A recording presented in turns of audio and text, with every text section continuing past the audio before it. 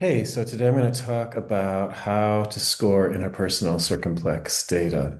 If you know about interpersonal theory, then you're probably familiar with the interpersonal circumplex, which organizes behavior around two axes, dominance and affiliation. And the reason it's a circle is because variation all the way around those axes is meaningful. So you can divide the circle into octants like most interpersonal circumplex measures do. And you have, for example, intrusiveness, which is somewhere in between dominance and affiliation, or avoidance, which is a combination of low dominance and low affiliation. So, what do you do when you have a profile from an individual person or when you're trying to correlate another variable with the interpersonal dimensions? It would be inefficient to calculate all eight scores and treat them like a profile because you would negate the whole purpose of the circle.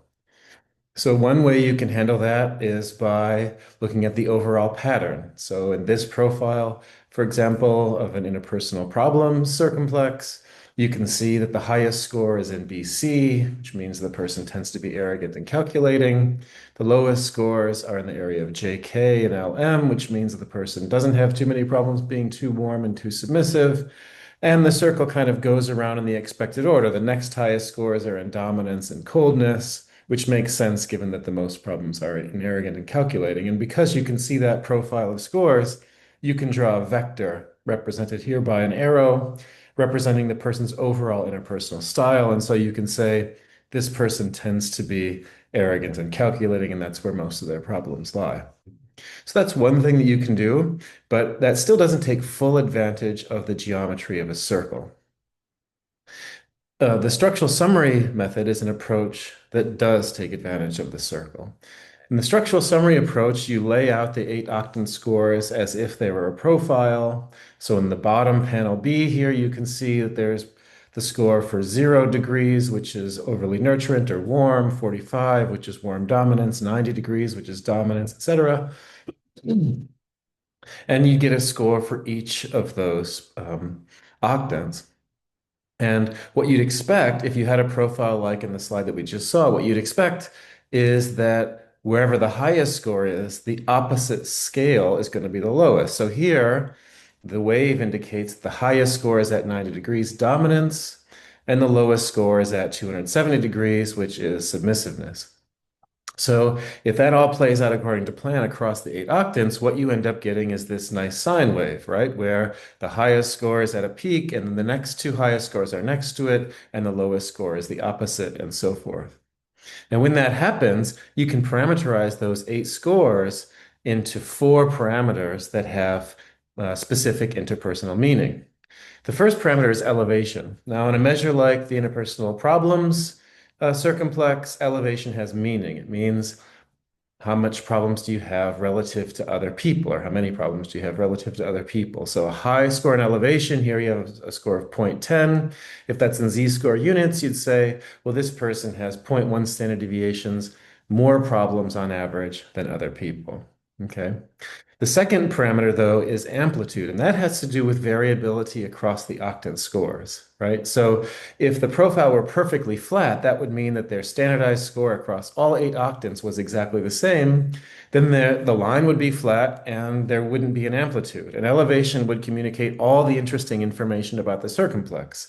So you could know how many problems the person has relative to others, but you don't really know much about what kind of interpersonal problems the person has because they don't have a specific interpersonal pattern.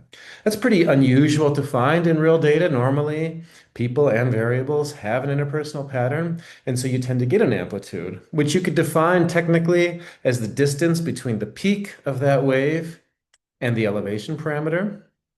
But you could also just think of as a general indicator of variability, sort of like a standard deviation across the octant scores. And so the more variable a person is, the more difference there is between their highest and lowest scores or across all of their scores, the greater the amplitude will be. Now, if you have a meaningful amplitude, then you can also interpret the angular displacement. So that is, well, where is the peak? That was that arrow of vector on the previous slide, right? In this case, the angular displacement is at 90 degrees, and that tells you, well, this person has problems mostly related to being vindictive. The final parameter is not here on the slide, but it has to do with the degree to which this sine wave looks like a sine wave. So you can imagine a flat profile. You could also imagine a profile where there are two peaks, one in dominance and one in submissiveness. That wouldn't be what you'd expect from a circumplex, and that would be very unprototypical or non-prototypical. The sine wave you're looking at now is highly prototypical. It's perfectly prototypical. Now, the idea is that if you have a highly prototypical sine wave, meaning that the pattern of octant scores looks like what you'd expect based on a circumplex, where the highest is the highest and the opposite of that is the lowest, and the two scores nearest the highest are the second highest, etc.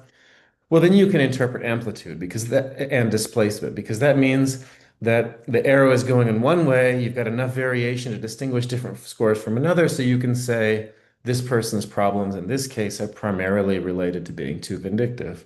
If you had peaks in both submissiveness and dominance, for example, it wouldn't make sense to pick any of the particular octant scores as indicating their singular angular displacement, right? Because they would have two different peaks, and that means the whole logic of the structural summary starts sort of falling apart. So here's a different way of depicting those same parameters.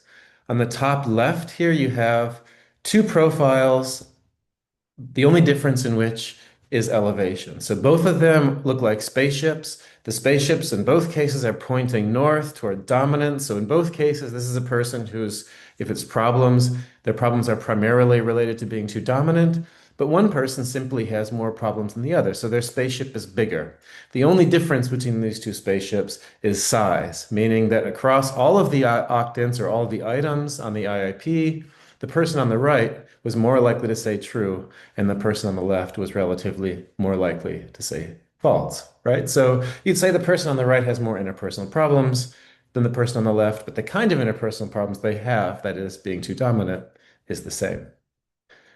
On the next two, towards the right, in the top, you can see here we have one spaceship that looks exactly like the spaceship we just saw, facing towards dominance, moderate elevation, but the other one doesn't look like a spaceship, or maybe it looks like a flying saucer. It doesn't have a direction. In the case in the low amplitude case, all of the octant scores are exactly the same. So it doesn't make a whole lot of sense to say what this person's interpersonal style is because they have the same score across all octants. So where the person on the right, you can say, well, they have a moderately elevated interpersonal problems profile. Most of their problems are related to dominance. The person on the left, you could say that they have a moderately elevated interpersonal problems profile, but you can't say anything about what kind of interpersonal problems they tend to have because they have all kinds of interpersonal problems relatively equally. If you go to the bottom left, now we have two spaceships that are exactly the same size, but they're pointing in different directions. So the spaceship on the bottom, all the way in the bottom left, is facing towards coldness, and the one right next to it is facing towards dominance. So both people have the same amount of interpersonal problems on average, but for one person, their problems primarily involve being too cold, and the other person's problems primarily involve being too dominant.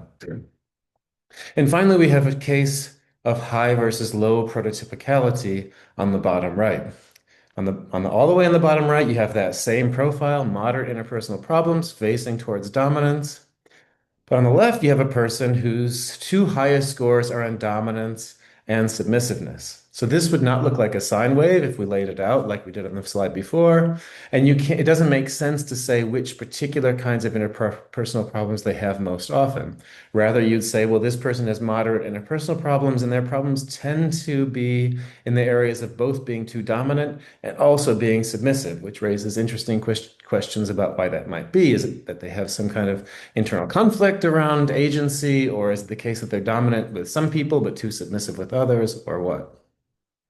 Okay, so that is a general summary of the four different parameters. And you can use these parameters for different purposes, two different purposes. One is you can look at an individual's profile and you could make interpretations about what they're like, how many interpersonal problems do they have, what kind of interpersonal problems, how much do they vary across the different kinds of interpersonal problems, how prototypical are they? And you can also make inferences about psychological variables in research. If you correlate some variable like dependency, for example, on the interpersonal circumplex, you can say, well, how much is dependency related to interpersonal distress or problems in general, and what kinds of interpersonal problems is it related to, and how specific is that relationship, right? So, in other words, it allows you to answer four different kinds of questions with an interpersonal profile. Elevation tells you how much. On a measure like the inventory of interpersonal problems, how much means how much interpersonal distress. How many interpersonal problems is this person telling you that they have? On a different measure, like the circumplex scales of interpersonal efficacies, for example, then elevation would tell you, well, how good are they at things? How capable are they to do different kinds of interpersonal behaviors? On the interpersonal sensitivity circumplex, that same variable, elevation, would tell you how easily are they annoyed by other people, right? So the meaning of elevation depends on the instrument that you're interpreting. Amplitude tells you, well, how specific is their profile? Is it the case that they tend to have problems or efficacies or sensitivities in one particular region of the interpersonal circle? Or is it general and kind of flat across the different octants of the circumplex? Assuming that there's a meaningful amplitude and that the R square is in a reasonable range, you can also ask, well, what kind of interpersonal problems or efficacies or sensitivities, et cetera, does the person have? Right? So the angle tells you which direction is the spaceship pointing, which direction is their vector pointing, what's the specific kinds of interpersonal disposition does this person have? And finally, the R square tells us something about whether you can interpret angle. When the R square is really low, that suggests either a complex profile with more than one peak or a flat profile. And generally speaking, it doesn't make sense to interpret a single angle in a case like that. Just to demonstrate how this works if you're using the version of structural summary method where you correlate other variables onto the circumplex, this is a study by Hannes Zimmermann and Aidan Wright in which they projected personality disorder scales onto the interpersonal circumplex. All the way on the left, you can see an E, the first column, that's elevation. That elevation, these can be interpreted like correlations. That elevation parameter shows that all of the different personality disorder scales have meaningful correlations with interpersonal distress in general. So, not surprisingly, all personality disorders are associated with interpersonal distress. The second two columns are affiliation and dominance vector scores. We don't have to worry about that right now because we're talking about the structural summary parameters. The next column is amplitude, the little a. As you can see, for all of the personality disorders, with the exception of obsessive compulsive, the personality disorder scales have meaningful amplitudes, meaning that they correlate differently across the different octant scales. If you skip a column and go to the R square value, you can see that those R square values are pretty high. They're in the range of 0.7, 0.8, 0.9. Again, for everything except for obsessive compulsive, which seems to have a pretty flat interpersonal styles profile.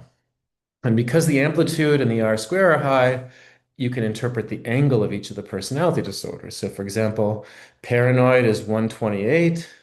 That's somewhere between dominance and coldness, not super surprising. Histrionic is 52 degrees. That's in the warm dominant region, not really surprising. Dependent is 312. That's in the warm submissive area of the circumplex. These are all the kinds of angles that you would expect of these personality disorders. So you can ask, for example, well, how much is paranoid personality disorder associated with distress? And the elevation parameter tells you meaningfully. The correlation is about 0.25. How specific is this distress? Pretty specific. It also has a meaningful amplitude. What kind of distress? Well, the kind of distress the paranoid person tends to experience is in the area of being cold and dominant. And can we interpret this angle? Yes, the R square is pretty high. Again, you can do this with correlations, like in this slide. You can also do this with individual profiles. So that's how you score an interpersonal circumplex measure. Take advantage of the geometry of the circle to decompose it into a structural summary to derive these four parameters that help you interpret the meaning of the profile. See you next time.